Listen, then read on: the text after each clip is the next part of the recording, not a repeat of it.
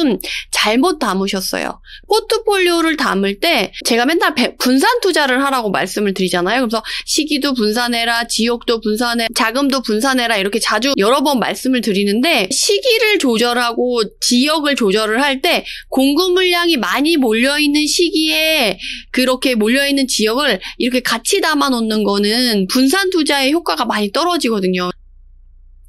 요새 사실 부동산 시장이 많이 바뀌고 있잖아요. 세제 개편도 나왔었는데 읽어보셨는지 모르겠어요.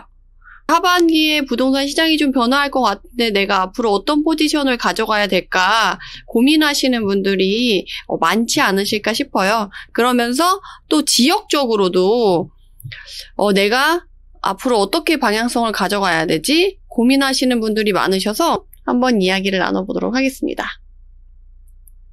대구, 인천의 조정지역 안에 2개 들고 있어서 무엇 하나 하기가 쉽지 않으시다고. 그래서 남편과 이제 포항이랑 청주랑 구미, 부산, 영도도 가봤는데 대출도 좀 요새 안 되고 취득세 때문에 고민이 돼서 못 하셨나 봐요.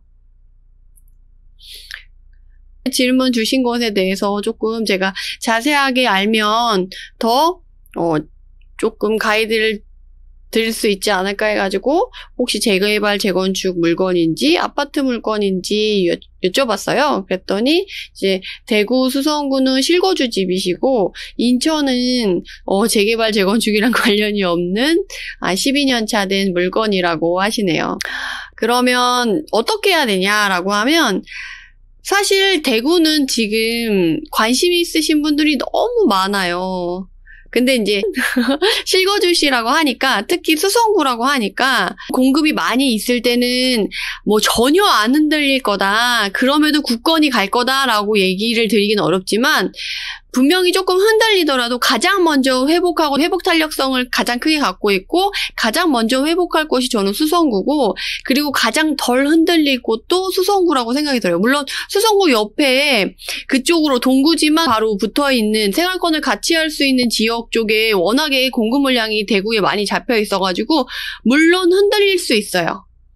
근데 그 대구 수성구에서 다른 입지가 넘볼 수 없는 그런 권역 안에 있다라고 하면 흔들리더라도 그렇게 막 확 빠지진 않을 거고 흔들리더라도 그렇게 큰 타격이 오지 않을 정도로만 흔들리고 회복을 하더라도 가장 빨리 회복할 지역이 저는 대구라고 보거든요. 그래서 대구가 아직 제대로 흔들리지도 않았거든요. 제가 봤을 때는. 근데도 불구하고 대구는 워낙 저력이 있는 도시니까 사람들이 이제 조정지역 해제하고 했으니까 지금 진입해도 되냐, 대구는 앞으로 어떠냐라고 물어보시는 분들이 너무 많으셔서 막 선진입 아니면 선진입 아니면 선진입 이렇게라도 해야 되냐라고 물어보시는 분들이 많으신데 대구는 그렇진 않다. 근데 실거주는 좋은 입지에 있다라면 괜찮고 만약에 내가 좋은 입지가 아니라고 한다면 이참에 흔들릴 때 특히나 수성구 옆에 동구가 생활권을 근처에 인근에 하고 있는 지역에 입주가 많아서 흔들릴 때 좋은 입지가 흔들릴 때 내가 더 좋은 상급지로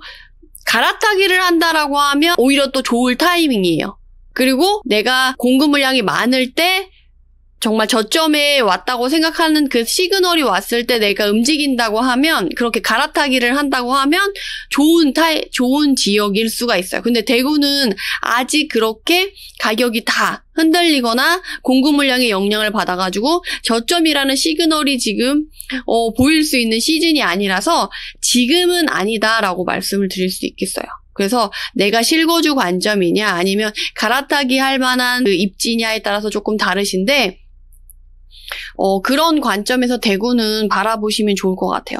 항상 말씀드리지만 대구는 공급 물량에 상당히 정직한 지역이다. 공급 물량이 많으면 가격이 떨어지고 공급 물량이 줄어들면 가격이 상승하는 그런 정비례 관계를 아주 잘 극명하게 보여주는 지역 중에 하나다라고 말씀을 드리고 대구는 또 부자들이 많이 사는 동네 중에 하나라서 주택 구매력이 꽤 있어서 공급 물량이 어느 정도 해소가 되고 좋은 호재들이 쌓여간다고 한다면 회복 탄력성이 빠르게 나타날 수 있다. 그리고 조정지역도 해제돼서 대출 규제도 상대적으로 좀 느슨해졌잖아요. 조정지역 일대보다는 골이 깊을 거라고 생각했던 그때보다는 조금 더 골이 적게 파이고 회복도 조금 더 빨리 일어나지 않을까. 그래서 모니터링은 꾸준히 해야 될 지역 중에 하나라고 제가 누누이 계속 반복해서 말씀을 드리고 있고요. 그리고 인천 같은 경우는 안타깝게도 갖고 있는 지역이 대구, 인천 다 공급 물량이 많은 지역만 갖고 계세요. 포트폴리오가 어떤지 잘 모르겠지만 만약에 내가 대구랑 인천만 담았다고 한다면 조금 잘못 담으셨어요. 포트폴리오를 담을 때 제가 맨날 분산 투자를 하라고 말씀을 드리잖아요. 그래서 시기도 분산해라, 지역도 분산해, 자금도 분산해라 이렇게 자주 여러 번 말씀을 드리는데 시기를 조절하고 지역을 조절을 할 때 공급 물량이 많이 몰려있는 시기에 그렇게 몰려있는 지역을 이렇게 같이 담아놓는 거는 분산 투자의 효과가 많이 떨어지거든요. 그래서 내가 공급 물량이 앞으로 향후 적은 쪽에 포트폴리오를 좀 짜놔야지 다음에 공급 물량이 많아서 힘들 때 다른 지역에서 수요를 할 수도 있고 다른 쪽에서 손해가 나는 지역에 있는 물건이 있다고 한다면 공급 물량이 없고 가격이 잘 가고 수익이 잘 나는 물건으로 이제 상쇄를 할 수 있는 효과가 있는데 지금 인천도 그렇고 대구도 그렇고 둘 다 공급 물량이 상당히 많이 잡혀 있는 지역이어가지고 그런 부분에서는 조금 포트폴리오가 그 지역만 있다고 한다면 포트폴리오상 좀 손을 보셔야 된다. 그래서 앞으로 향후 공급 물량이 잡혀 있지 않은 지역을 먼저 보시려고 해야 돼요. 아무리 지역이 좋고 아무리 그래도 공급 물량 앞에서는 하방 압력을 받을 수밖에 없어요. 우리 세종 공급 물량 있을 때 대전이 정말 안 움직이다가 세종이 공급 물량이 어느 정도 회복이 되니까 대전이 막 그 둔산동에 뭐 크로바라던가 이런 애들이 확 날아갔던 거 아실 거예요. 대구도 마찬가지고 인천도 아무리 좋은 물건, 아무리 좋은 우량 지역의 좋은 입지라 할지라도 공급 물량이 있다라고 한다면 하방 압력을 받을 수밖에 없고 수익이 많이 나기 어렵기 때문에 포트폴리오로 그런 쪽 애들만 담아놨다고 한다면 공급 물량이 없고 하방 압력이 없는 지역의 물건 위주로 담으려고 앞으로는 지역을 그런 식으로 선별해서 투자 지역을 선정하고 관심을 가져보시면 어떤가라고 생각이 들어요. 그래서 지금 여쭤보시는 거 보니까 대구나 뭐 인천에 있는 물건을 당장 팔아야 되냐라는 고민이라기보다는 이거를 가지고 새로운 거를 투자하려고 했을 때 얘네들을 어떻게 해야 될까를 고민이신 것 같아요.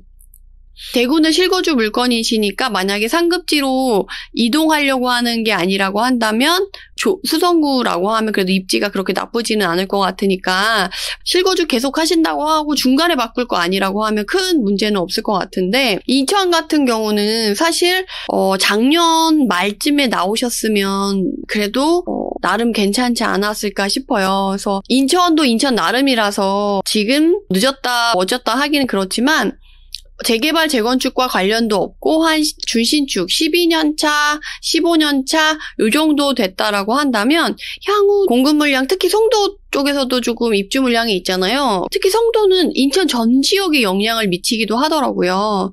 전세가가 낮게 형성이 된 경우는 인천 전 지역에 막 영향을 미치기도 해서 아무래도 인천 물건 두 개는 작은 거라서 뭐 크게 역전세가 나거나 문제가 생겨도 크게 걱정이 안 된다고 하시면 상관이 없는데 만약에 그런 게 아니라고 한다면 공급 물량이 있을 때 그 물건들이 조금 영향을 크게 받을 수도 있다라는 거를 생각을 하시고 대비를 하시면 좋을 것 같아요. 그런 다음에 여유자금으로 인천이나 이런 애들이 있으니까 여유자금으로 일부를 떼두고 그럼에도 불구하고 돈이 남는다라고 하면 앞으로 향후 공급 물량이 걱정되지 않는 지역 위주로 보시면 좋을 것 같아요. 그렇다고 한다면 포항, 청주, 구미, 부산, 영도 이렇게 말씀을 하셨는데 그중 여기 지역 안에서도 각 도별로도 시들이 있잖아요. 너무 멀리 들어가지 마시고 지금은 앞으로 부동산 시장이 이전처럼 막 절벽 상승장, 대세 상승장, 가격이 막 상승한다, 묻지마 투자를 한다 이런 분위기가 다시 형성되진 않을 거예요. 물론 하반기에 전세가가 조금 다시 올라가고 매매가가 보합을 유지하면서 갭이 줄어들어서 투자자 수요가 조금 돌면서 분위기가 조금 살아나거나 죽거나 살아나거나 죽거나 이렇게 왔다 갔다 할 수는 있어요. 그렇지만 이전처럼 막 달려가서 빨리 사야지 일주일 만에 몇천이 올라가고 한 달이 막 몇 억이 올라가고 이렇게 장이 막 빠르게 되고 거래량이 막 2배, 3배 폭증하고 이런 거를 올해 하반기나 이후에 크게 기대하긴 쉽지 않아요. 이제 잔잔하게 상승하더라도 잔잔하게 올라가고 분위기라고 저는 말씀을 드릴 수 있을 것 같아요. 근데 제가 하락을 이렇게 언급했다라고 해서 당장은 하락할 거야 이런 건 아니에요. 공급이 많은 지역은 이제 당연히 공급의 영향을 받아서 가격이 조정받거나 하락 일로로 들어갈 수가 있겠죠. 근데 전반적인 부동산 시장 전체가 하락장에 들어간다라는 거는 당장 그렇다는 건 아니에요. 지금 투자를 하면 당장 팔 게 아니고 종부세 부담 때문에 주로 개인 명의로 투자를 하게 되는데 지금 1년 이내에 팔거나 2년 이내에 팔면 양도세가 너무 60% 70% 높아서 1, 2년 내에 움직일 수가 없어요. 그러면 우리가 지금 사더라도 향후 2, 3년 이후에 매도를 하게 될 텐데 내가 매도할 타이밍에는 하락장이 시작하거나 이럴 수 있다라는 거죠. 물론 지금 250만 채 공급 물량이 계획대로 잘 갔을 경우 근데 그렇지 않았다고 하면 그 상승은 조금 더 길어지고 하락장이 시작되는 시점은 조금 더 뒤로 갈 수가 있겠죠. 항상 말씀드리지만 부동산은 항상 상승하지 않아요. 그리고 항상 하락하지도 않아요. 상승과 하락을 반복해요. 근데 상승이 언제쯤 끝나고 하락이 언제쯤 시작하냐에 따라서 내 투자 시기랑 내 투자 방향성이 달라지기 때문에 그걸 항상 모니터링 해야 되는 사람으로서 매수를 할 때 내가 매도할 시기에 하락장이 오지 않을까라는 고민은 항상 하고 계셔야 되는데 지금 시점이 그런 거를 준비해야 할 시점이지 않을까 싶다는 거예요. 2, 3년 이후에 하락이 시작될 수 있을까라고 고민을 하고 투자를 해봄직한 시기라는 거죠.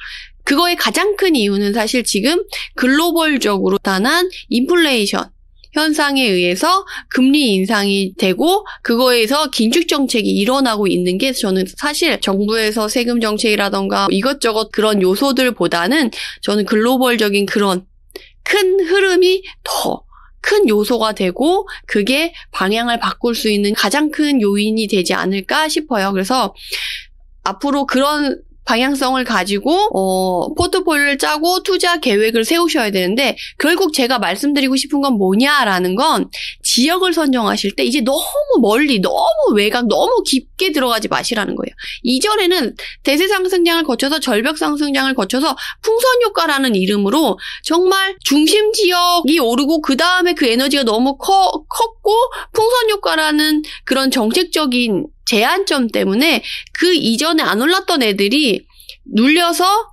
같이 올라가게 되는 효과가 있어서 상승 에너지가 멀리까지 쭉 퍼질 수 있었던 거지 앞으로는 그 상승 에너지가 이전과 똑같이 이렇게 커서 외곽까지 쫙 에너지를 주고 뜨거움의 열기를 보내줄 수 있을 거라고 기대하긴 조금 어려워요. 그래서 저는 이제 부동산의 양극화가 더 심해질 거다라고 말씀을 드릴 수가 있어요. 그렇기 때문에 너무 멀리 가면 이제 상승 에너지가 조금 있다가 반짝반짝하거나 조금 있다가 꺼지거나 이럴 수 있는데 그러면 너무 멀리 가 있으면 그 혜택을 보지 못하고 정말 내 노력과 돈만 들고 상승을 못하고 시세 차익을 못 보고 나올 수가 있어요.